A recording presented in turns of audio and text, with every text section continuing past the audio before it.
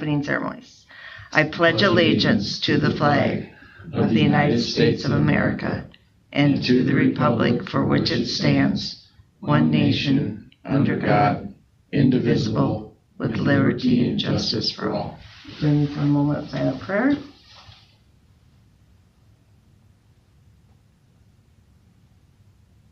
Amen. All right. So agenda item number 3 is approval of tonight's agenda. I don't think there's any changes. So is there a motion for that? Support. All those in favor signify by saying aye. Aye. Opposed? Motion carries. Agenda item 4 is the time that we allow at each city council meeting for citizen comments on any non-agenda items. I'm not sure if anybody's here to make any comments. Not seeing any, so we'll go ahead and move on to agenda item number 5, which is Exhibit 1 in your packet. And that is the approval of the minutes from July 20 of 2026. If you had a chance to review those, I'd entertain a motion for approval. The one thing in there, the minutes are right, but we talked about the stoplight without the side stoplight. I said it was Lincoln, which is in the minutes. Oh, yeah. It's not Lincoln. It's Albany. Okay. Yeah. Good. Yeah. We can make that Just, I don't change. know if that matters or anything, but. Nope, that's perfect. Yeah, that's- The minutes are correct. Okay. Yeah. All right. Good. Is there a motion to approve? Support. And all those in favor signify by saying aye. Aye. Opposed? Motion carries. Okay, agenda item number 6 is the time for public hearing has been scheduled for today's meeting to consider the updates to the official zoning map. I said last time was what, 2022? That way. So I'm gonna we'll go ahead and open the public hearing, and I'm gonna turn it over to Matt. Yeah, so we've got a couple of changes. I think there's 6 changes. So quickly walk through. One is the West Colony area on the north side of town that was changed from R1 to residential suburban. So a little bit, it basically matches the existing use in that area already. And then we have the R Perry area that is the behind the Dollar Fresh that was modified to R2. That was previously, I think, commercial and industrial. It's kind of a split zoning there. And then where the down on 14th Street, where Vision and also the Willinga brothers are developing, we changed that from R1 to R2. So that happened, I think, earlier this year, probably. That happened. We also then added Madison Place, which is under construction right now in the Puddle Jumper area. That was actually agricultural, and we changed that to R1. And then you'll see on the industrial area, we added the hatch marks there, which is the mixed use overlay, so that the industrial, the I2 didn't change at all, but the mixed use overlay did. And then on the Gruneweg property, which is west of town, we annexed that 40 acres and then also changed that north portion to residential suburban. So that is the current development that is underway there. So those are the 6 changes that have happened over the last number of years, and recommend updating that accordingly.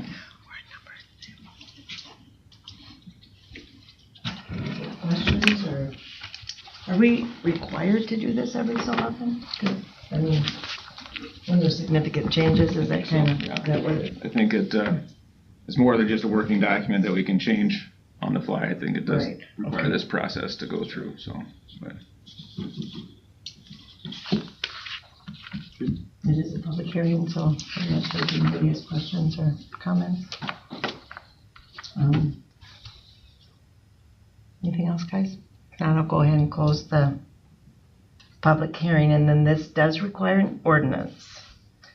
I was talking to Janet about it, so it'd be ordinance number 871, so this would be approval of the first reading.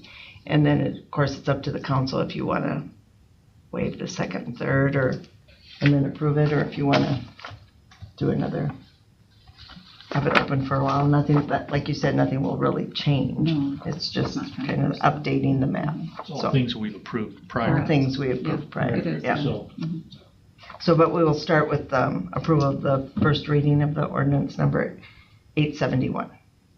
So moved. Support. All those in favor signify by saying aye. Aye. Opposed? Motion carries. And then it's up to council if you want to make a motion to move or waive the second and third reading. We can do that too. Make that motion. Yeah. Okay. Second. Any questions or comments? All those in favor signify by saying yes. Yes. Opposed? And then we need a motion to adopt it. So moved. Support. And once again, all those in favor signify by saying yes. Yes. Excellent. Colors. So agenda item 7 is Puddle Jumper Trail 12th edition. That's exhibit 3 in your packet, and Matt's gonna walk us through that one. Yeah, so the dedication and plats is essentially the covenants for the Puddle Jumper 12th, the Madison Place area. Basically, it's a copy from the previous Puddle Jumper editions. We tweak them maybe a little bit every time. Most notably, we have the lot pricing in there, and so that is what we do to establish the pricing on this next phase. So the map in the council packet, it shows that accordingly. The addition, just for reference, Puddle Jumper 10th, which is just to the west there, the lots were 22,500 and 27,500.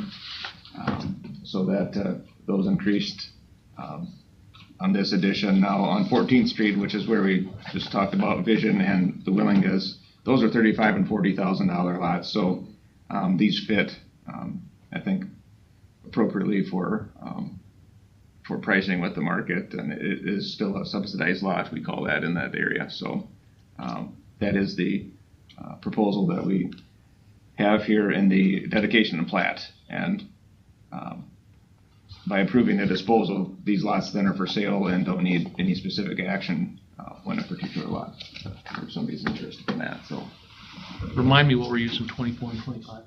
those are detention ponds at this point. So in the future, they may move downstream. Right. So if this development happens to the south. This might be a totally separate question, but all these lots will be in another TIF district, correct? Correct.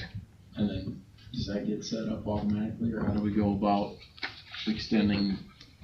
Yeah, that will be. They get bought, or how do we? I think it's an extension of the existing TIF district. This is the last area for that Puddle Jumper TIF. Okay. And so this can then use some funds from the previous additions. It will generate a lot on its own too, eventually. So yeah, to pay for the improvements that way. Good question. Assuming the difference in the lot price between 33 and 36 is because the $36,000 lots, they don't have anybody to the east of them currently. There's that, and they're also west facing.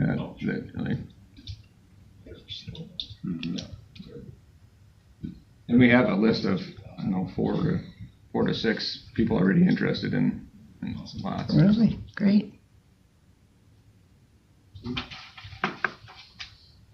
Any other questions or comments? So we just need a motion to approve the dedication and plat provisions. If you're ready for that. Support. Any other questions or comments? All those in favor signify by saying aye. Aye. Opposed, motion carries. And now we do a public hearing to consider disposal of the city-owned real estate. So I'll go ahead and open the public hearing. Is there any discussion on that? Anyone?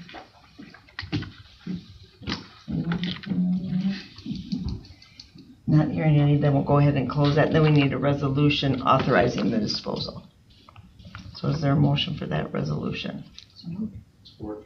And it is a resolution, so we'll do a roll call. Start with you, Andrew. Yes. Mark? Yes. Brett? Yes. Lydia? Yes. And Garrett? Yes. Excellent. All right. And that takes us to agenda item number 8, which is Missouri River Energy Service resolution to approve. And that's exhibit 4 in your packet. We do this About every 10 years, Yeah, correct? every 10 years roughly. So this is a 40-year agreement that we have with Missouri River Energy. Specifically, it's our power supply contract. And the reason it's out so far is because the organization goes out for long-term loans for 30-year borrowing. So, and then our contracts are used as security that they're going to be making money for all those years. So when you get to the 30-year roughly time frame, we extend that another 10 years, and we are it's a very valuable organization. Number one is the power supply, affordable power supply. They also manage our WAPA, our hydropower contracts. They provide energy efficiency services.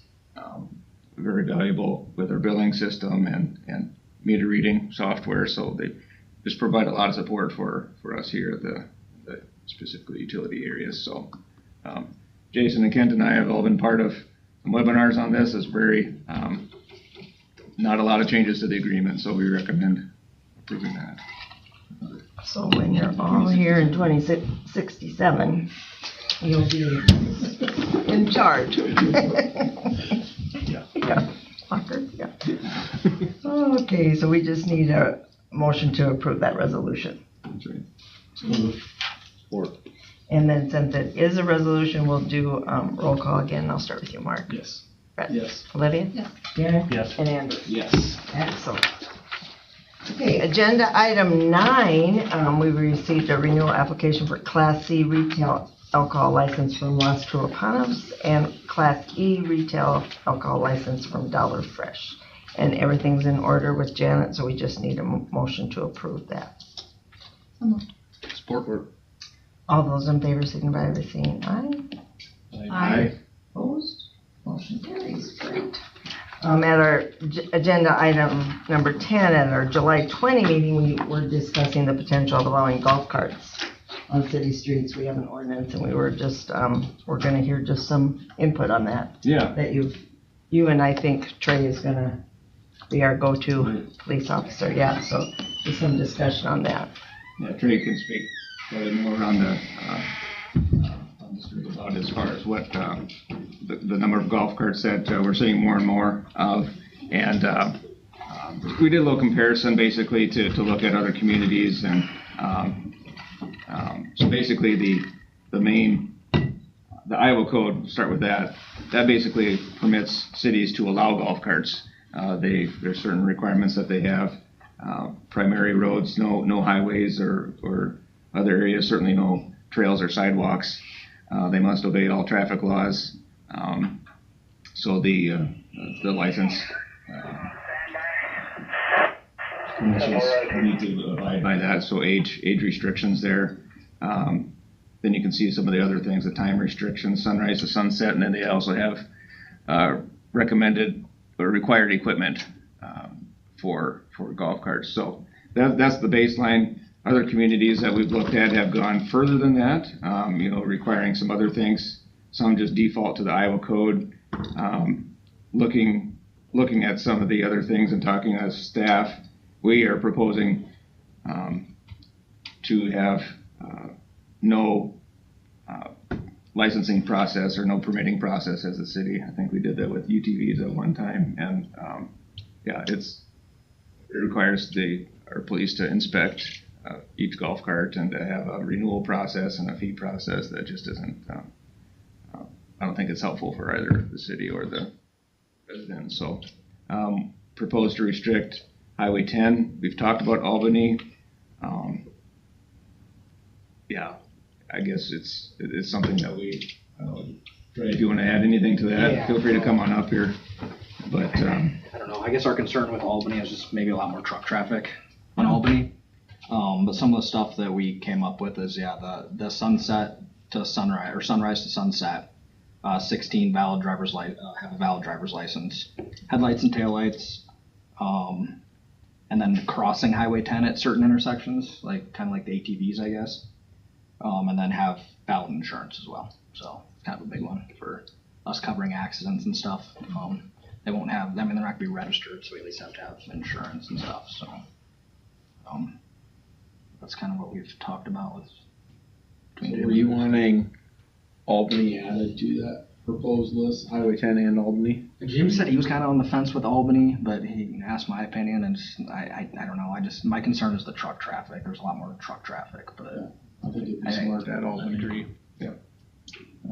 I just feel like it's easy for cars to get around a golf cart. It's a fairly wide road, but trucks trying to get around the golf cart just is a little iffy. So I think that's our concern. But it's really all I have. So Cars could still cross basically at any intersection on Albany.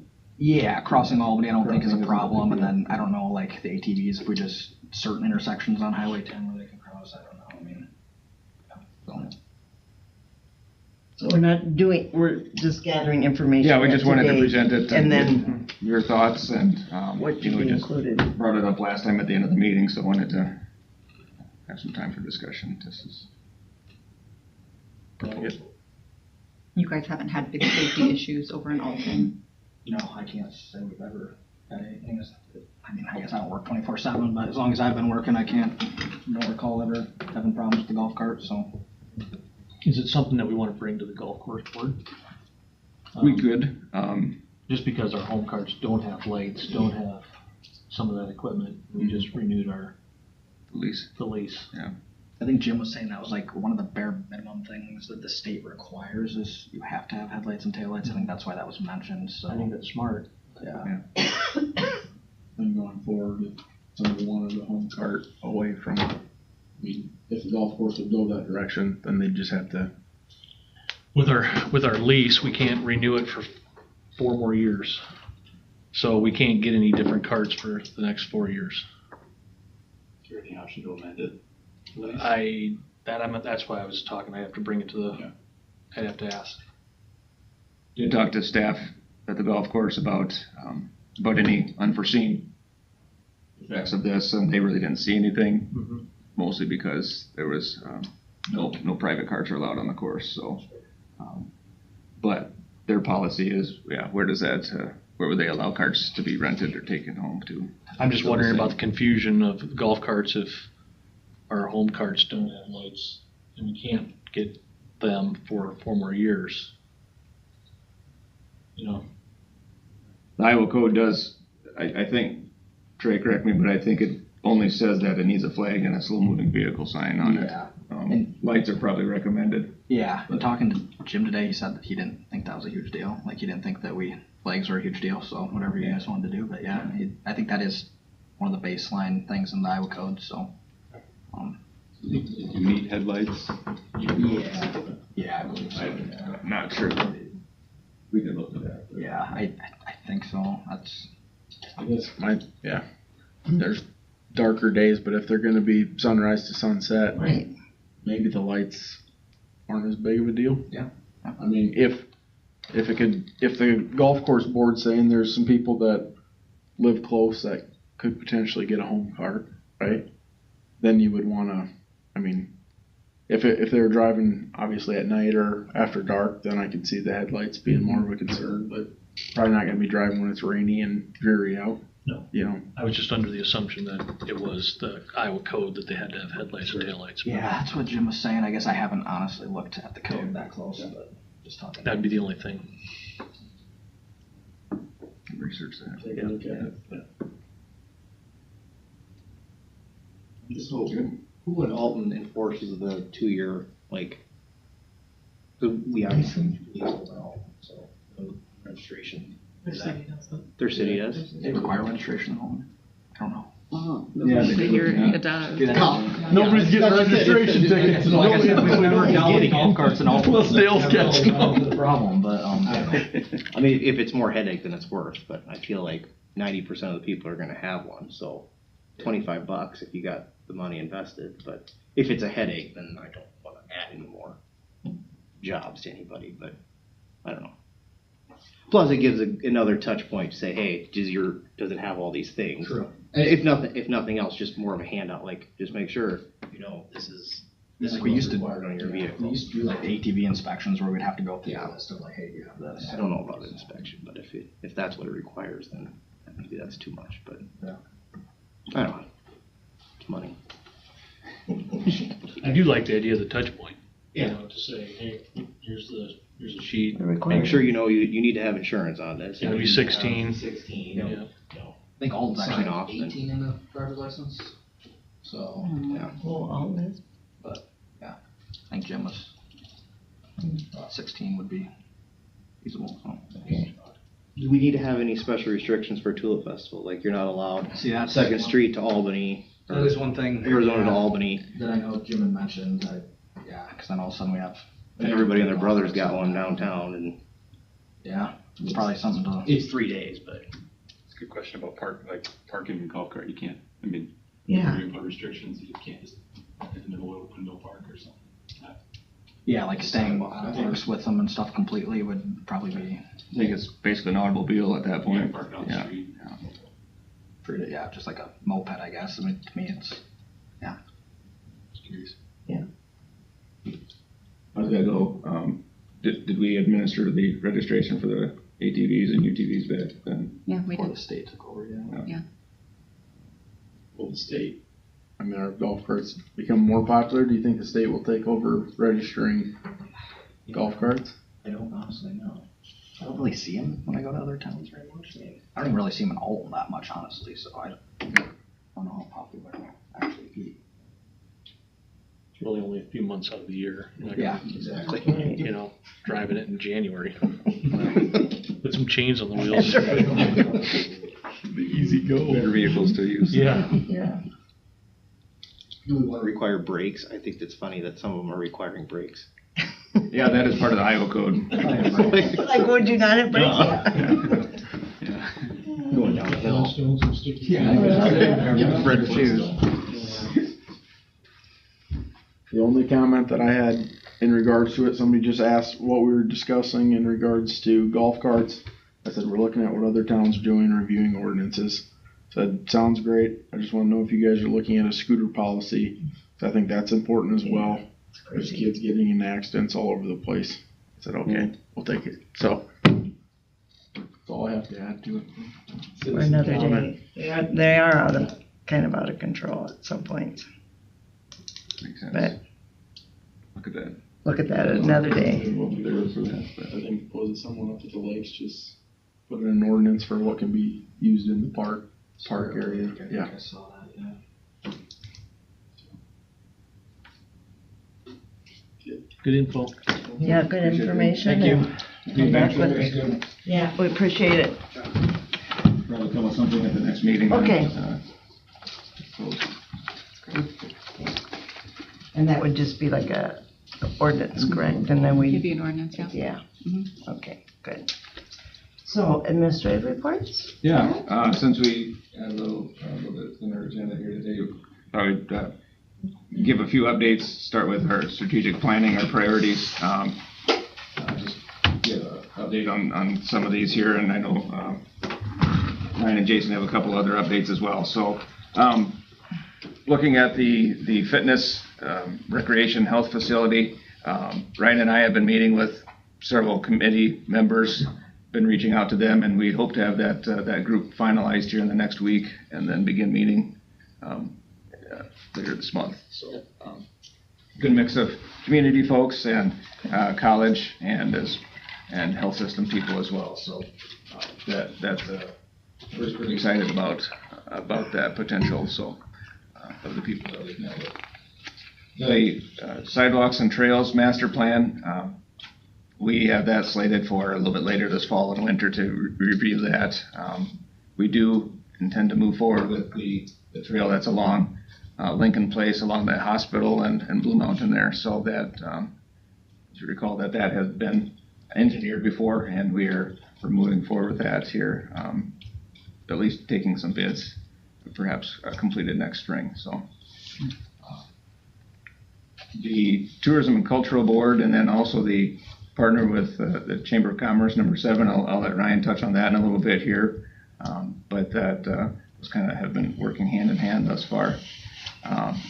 The Highway 10 and Albany Avenue, we've reached out to the college to look at some of their master plan or their 10-year plan or whatever they have out there, just to look at what might be happening there.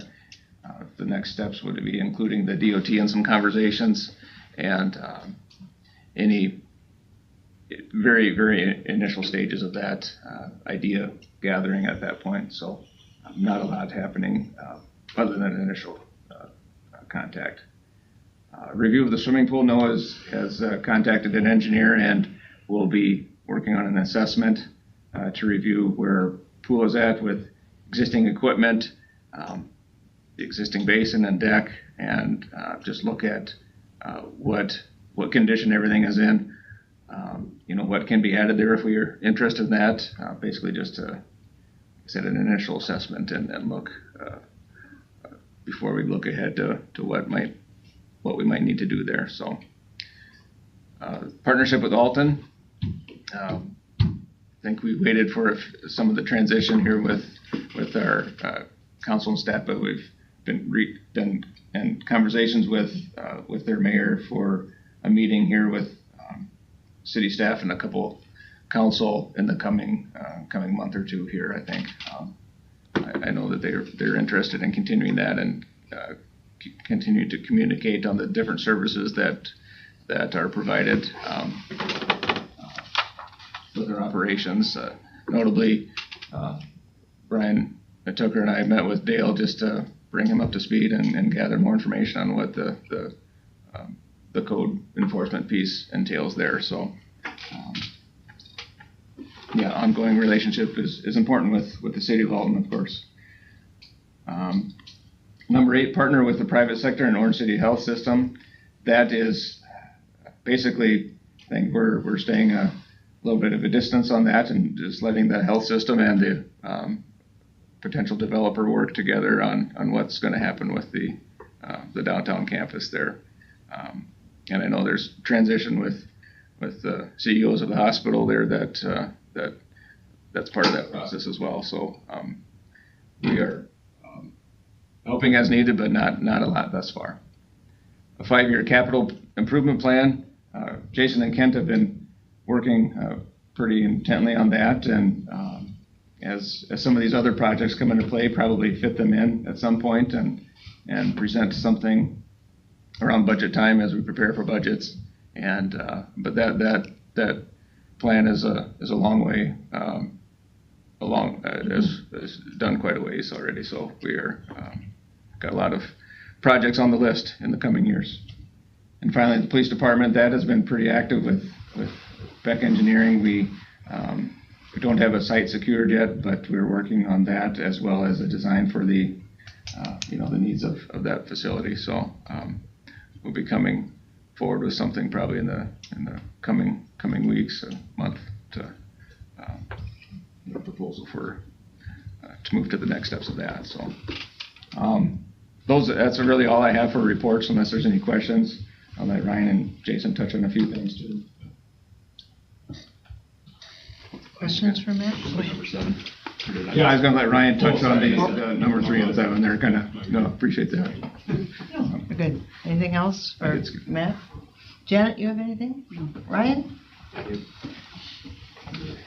And just to touch on number 7, tomorrow is actually the Iowa Downtown Resource Center is at the Gazelle. It's an all-day event. Anyone is invited from council. You can pop in. It's a 8:30 to 4 p.m. event focused on downtown retail. So they have 4 of these shops around the state of Iowa. Every year, Orange City gets to host this year's one, and it ties wonderfully to our downtown and retail visioning strategy that's happened over the last four months specifically. So if you'd like, I can forward you the invite. That it's already been out from the chamber email. I think all of the council members have received that as well. But if you'd like to get more information, certainly let me know, or just pop in.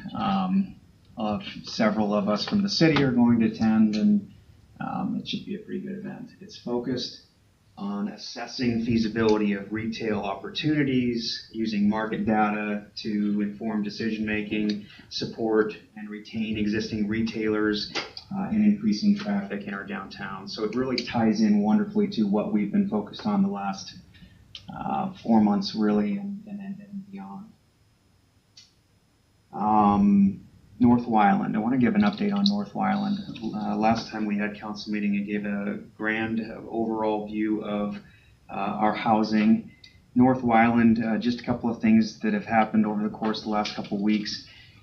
Working with Beck Engineering on the 33 acres. The North Wyland is the plot of property that Orange City Area Health System has that Marlon Volink and Jay Scheideman, that group, have been extending. So we have that 33 acres, the city owns it, and we're in process of defining what the plat looks like, defining the ways in which we'll progress over the years. And once we have that from Beck, we'll be going to planning and zoning, get that approved, and then bring in before council to review it, but then also set pricing on the lots. We've been meeting with a little bit with Jay and Marlin also as well. They've just got some wonderful things going, some great progress, and we just want to continue that momentum. We will most likely have a bid letting here in the next month or so regarding the extension of Frankfurt, and then that would progress into potentially a fall-winter build if there's a really nice winter. Otherwise, it'd be a first thing in the spring that the Frankfurt would go in, and then we would have 7 lots available, obviously priced by City Council. So that's North Wyland. Oh, tying to sidewalks. So we really want to have a holistic view of sidewalks, and in this North Wyland, we're also looking at various sidewalk ideas connecting to Landsmere Trail, etc. Considering golf cart, looking at going to perhaps the Landsmere board to evaluate potentially bringing in the idea of even Landsmere golf carts from this area. So we're just looking at a number of ways to push these lots, and they're going to be a little bit higher end lot in comparison to what we see on Madison. But yeah, looking forward in the next couple of weeks, we should have a plat to be able to show off. Just a third item. Just got off the phone with Vision. They're looking at breaking ground on their multi-unit here in the next couple of weeks, 3 to 4 weeks, along 14th Street. But more exciting is the Core Homes. Their private road is in, and I forget what the name. Do you guys remember the name of the private road? That is it the Porsches? Anyway, the private road is in. So you have Salem, that's a public road, but then the private roads, that's in, and we should have some Core Homes going up in the next 6 to 8 weeks. So just as an FYI, Vision's pretty excited about that area. So that's what I have for mine. Any questions for Ryan?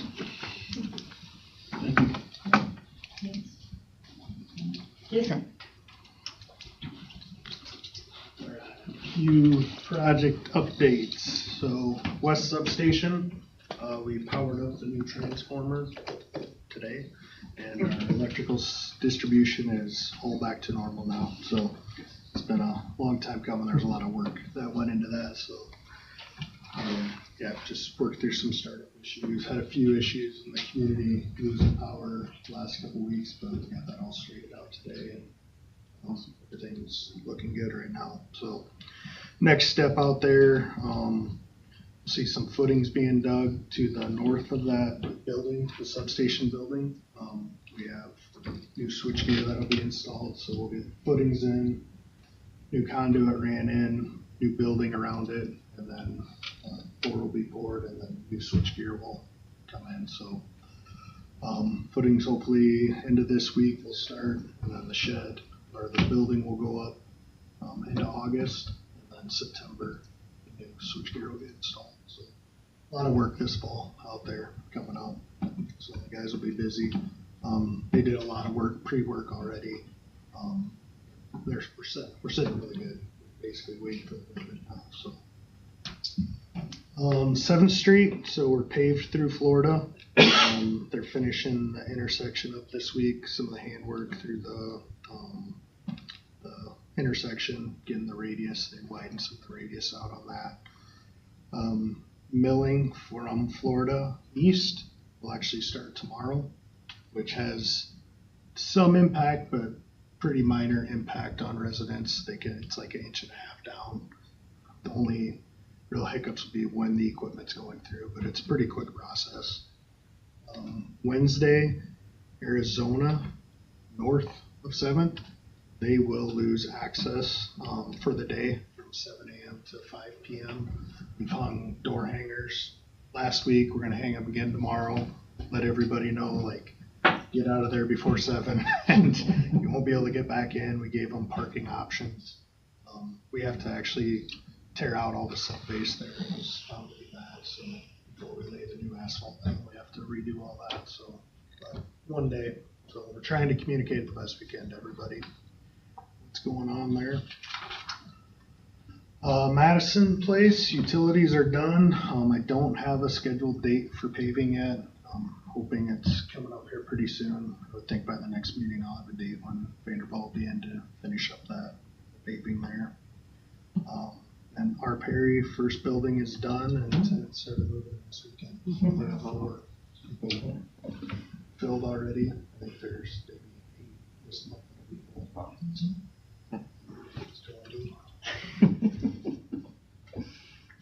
Any questions for me on other projects or these projects?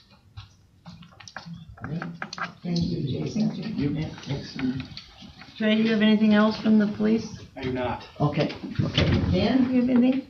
Our new Tower 61 is in this week on Wednesday.